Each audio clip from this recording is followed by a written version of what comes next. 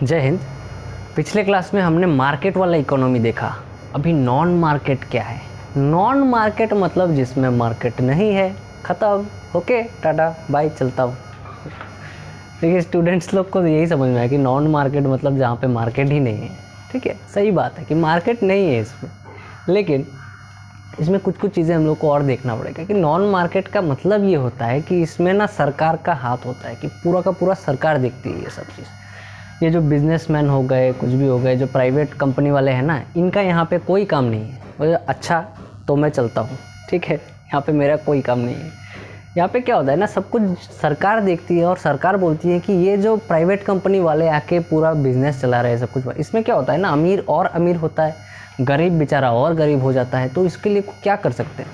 सरकार ने अपना दिमाग लगाया कि बोला कि सब कुछ हम ही देखेंगे, ठीक है, सबको इक्वल चीज़ देंगे, सबको समान चीज़ देंगे, तो तब जाके क्या हो जाएगा, कोई अमीर नहीं रहेगा, कोई गरीब नहीं रहेगा, सब लोग एक लेवल पे आ जाएंगे ना। तो ना कोई अमीर ना कोई गरीब। अब सब लोग बोलोगे कि सर ये तो बहुत अच्छी बात है, सब लोग एक जगह पे आ गए, तब तो कोई लड़ाई नहीं होगा, झगड़ा नहीं होगा। ठीक है, इसका मैं एक कहानी बताता हूँ आपको। एक क्लास में ना 50 स्टूडेंट्स थे। स्टूडेंट्स ने क्या किया, जाके टीचर को बोला कि सर हमको ये चीज़ अच्छा नहीं लगता कि हर साल हम लोग एग्ज़ाम देते हैं, कुछ लोग पास हो जाते हैं, कुछ लोग बहुत अच्छे मार्क्स ले आते हैं, कुछ लोग फेल हो जाते हैं। तो ऐसा ऐसा कीजिए आप कि आप सबको ना पास करा दीजिए। क्यों ऐसा भेदभाव करते हैं आप? किसी का हो सकता है पढ़ाई में इतना मन ना लगता हो, लेकिन इसका मतलब तो ये नहीं कि वो फेल कर जाए। ठीक है, तो टीचर ने बताया कि ठीक है, अगले सेमेस्टर से, अगले साल से तुम लोग जब भी परीक्षा दोगे, मैं सबके एवरेज मार्क्स निकाल के वही दे दूंगा, सबको इक्वल दे दूंगा। ठीक है, तो स्टूडेंट लोगों ने बोला हाँ सर, ओके डन। तो अगले साल एग्ज़ाम दिया, तो जिसने बहुत अच्छे से पढ़ाई किया था उसका बहुत अच्छा मार्क्स आया, ठीक है, 95 जैसा आया। और जिसने बिल्कुल भी पढ़ाई नहीं किया वो बेचारा फेल हो गया, 10-12 नंबर आए। तो टीचर ने क्या किया, सबका मार्क्स देखा, एवरेज निकाला, तो कुछ 50 के नंबर के करीब आ रहे थे, तो सबको 50 दे दिया, ख़त्म। उसके बाद सब स्टूडेंट्स ने अपना रिजल्ट देखा। अब देखो, जिसने मेहनत किया था, इसको असल में 95 आने वाले थे, उसने सोचा कि है इतना मेहनत करके भी 50, इससे अच्छा ना ही करूँ। ठीक है, और जो बंदा पढ़ाई किया ही नहीं, बिल्कुल भी पढ़ाई नहीं किया, वो सोच रहा है कि मेरे को तो 10 नंबर भी नहीं आने वाले थे, इसकी जगह बिना पढ़े 50 मिल गया, ये तो बहुत चंगा है जी, है। और कौन पढ़ेगा, मेरे को पढ़ना ही नहीं, छोड़ो। तो इस दोनों बीच में क्या हो गया कि सबने पढ़ाई छोड़ दिया, क्योंकि सबको लगा कि अरे अल्टीमेटली तो मिलना सबको एक ही है। उसके अगले वाले सेमेस्टर में सबने परीक्षा दिया, लेकिन किसी ने तो पढ़ा ही नहीं। तो क्या हो गया अल्टीमेटली क्या हो गया, मास्टर ने जब एवरेज निकालना चालू किया तो देखा कि सबका एवरेज निकल के आ रहा है 0। ठीक है, एवरेज 0 मतलब सब फेल कर गए। उसके बाद सारे स्टूडेंट शिकायत लेके गए मास्टर जी के पास कि ये क्या कर दिया आपने सबको फेल कर दिया है, क्या बात हुआ, ये ऐसा तो कुछ होना नहीं चाहिए था, आपने बोला था सबको इक्वल देंगे। तो मास्टर ने बोला हाँ, सबको समान दिया है, सब लोग फेल कर गए, सब लोग 0 है, मैं तो बोला था मैंने सबका एवरेज निकाल के देना है। तब मास्टर जी ने बताया कि देखो, हम हमेशा इस एक मतलब भेदभाव करने का मतलब ये नहीं होता कि हम लोग सच में करना चाहते हैं। कभी कभार मेहनत जो है वो दिखता है, हर किसी के लिए हर कुछ बना नहीं होता। आज जो पढ़ाई करने में थोड़ा सा कमज़ोर रह गया हो, ठीक है, उसको कहीं ना दूसरी जगह पे बहुत अच्छा टैलेंट हो सकता है, वो अगर वहीं पे मेहनत करेगा तो बहुत आगे जाएगा। ठीक है, लेकिन इसका मतलब ये नहीं कि हम पढ़ाई की वैल्यू को इतना नीचे लेके चले जाएं कि जो मेहनत कर रहा है उसको भी कोई फल ना मिले, और जो मेहनत नहीं कर रहा है उसको भी ये देखने का मौका नहीं मिले कि वो कहाँ पीछे छूट गया। ठीक है, तो इसीलिए ना ये कुछ चीज़ें जो भेदभाव होते हैं वो ज़रूरी है, इसको बोलते हैं पॉजिटिव डिस्क्रिमिनेशन। ठीक है, इसके साथ क्या लेना देना है? देखो, जब अमीर गरीब कोई नहीं रहेगा, ठीक है, तो इसका मतलब क्या होगा, एक अच्छा चीज़ है कि जो लेबर लोग हैं ना, जो मज़दूर हैं, जो काम कर रहे हैं फैक्ट्रियों में, उनके साथ बुरा बर्ताव नहीं होगा, उनको कम पैसे नहीं मिलेंगे, सबको समान हिसाब से देखा जाएगा। लेकिन प्रॉब्लम क्या होता है ना, इसमें मार्केट इकोनॉमी में एक अच्छा चीज़ होता है कि तुमको जैसे प्राइवेट कंपनी का होता है ना, उनका देखना तुम ये जो पैकेज है वो देखना कि सीटीसी के साथ क्या होता है, इंसेंटिव भी होता है।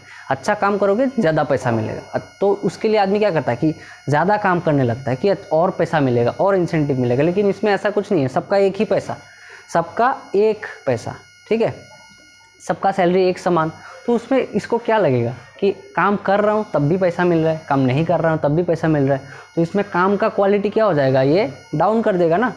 ये बेचारा काम ही नहीं करेगा, सोचेगा कि ज़्यादा काम करूँगा तब भी उतना पैसा 10 रुपये, और अगर कम काम करूँगा तब भी 10 रुपये, तो क्या मतलब है काम करने का, इससे अच्छा मैं आराम ही कर लेता हूँ, ठीक है। तो इसमें एक सबसे बड़ा प्रॉब्लम ये आ जाता है कि नॉन मार्केट जो मॉडल है, इसमें सबको बराबर ट्रीट करते करते करते लोग आलसी हो जाते हैं। और इस बीच में जो सरकार होती है ना, सरकार के बीच में बहुत ज़्यादा करप्शन भी होने लगता है कभी कभी। क्यों ऐसा होता है? क्योंकि हम इंसान जो है ना, मोस्टली इंसान के बीच मतलब अंदर, इंसान के अंदर लालच भरा होता है और वो लालच कभी ख़त्म नहीं होता।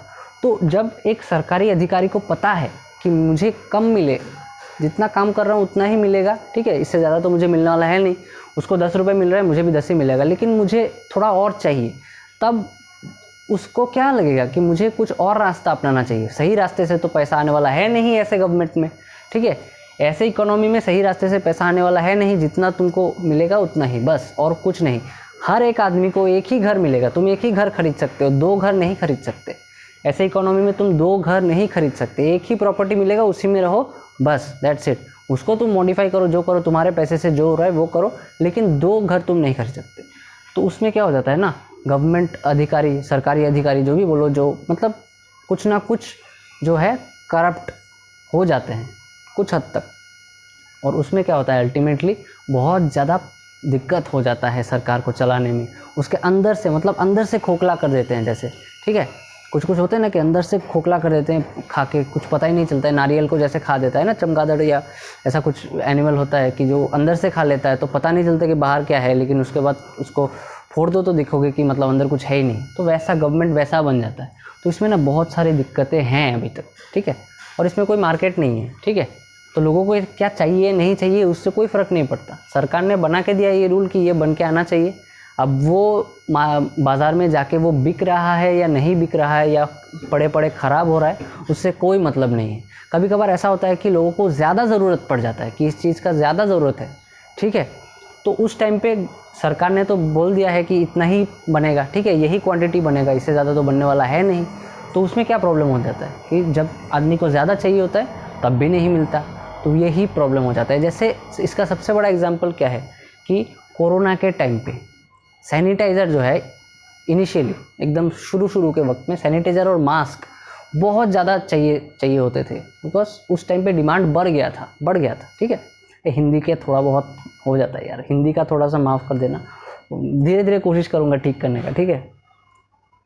आई was born in Uganda, studied in Pondicherry, little slow in Hindi, ठीक है। चलो, तो इसमें क्या होता है कि मास्क और सैनिटाइज़र का बहुत ज़्यादा ज़रूरत पड़ गया, लेकिन उतना तो बना नहीं था। तो क्या हो गया ना, उसका दाम बढ़ा दिया लोगों ने। इसका बहुत सारे इम्प्लीकेशंस आ जाता है, उसके बहुत सारे चीज़ों को हमको झेलना पड़ता है। तो ऐसे सरकार में भी ऐसा होता है, लोगों को अचानक से चावल का ज़्यादा ज़रूरत पड़ गया, लेकिन सरकार ने बोल रखा है कि इतना ही बनाएंगे, इतना ही प्रोड्यूस करेंगे, तो लोगों को जो ज़्यादा एक्स्ट्रा अमाउंट चाहिए था वो नहीं मिलेगा, कहीं नहीं मिलेगा। तो ये एक बहुत ज़्यादा बड़ा प्रॉब्लम हो जाता है ऐसे नॉन मार्केट मॉडल का, ठीक है। तो ये जो चीज़ें हैं ना, इसको सोशलिस्ट इकोनॉमी भी बोलते हैं, ठीक है, जो सोशलिस्ट कंट्री है उसमें भी बोलते हैं, ठीक है। तो सोशलिस्ट इकोनॉमी का मतलब क्या है कि सोशल मतलब सब कुछ शेयर करेंगे हम लोग, ठीक है। एक आदमी के पास एक ही घर, हर आदमी के पास एक घर, ठीक है, सबका साथ सबका विकास, ओके। लेकिन इसके भी बहुत सारे प्रॉब्लम्स देखे गए थे। जैसे मैंने सब कुछ बोला कि लेबर लोग अच्छे से काम नहीं करते, सरकार के अंदर करप्शन आ जाता है, ठीक है, मार्केट नहीं होता तो ज़्यादा ज़रूरत होने पे चीज़ें नहीं मिलती, तो बहुत सारी दिक्कतें यहाँ पे भी आ जाती हैं, ठीक है।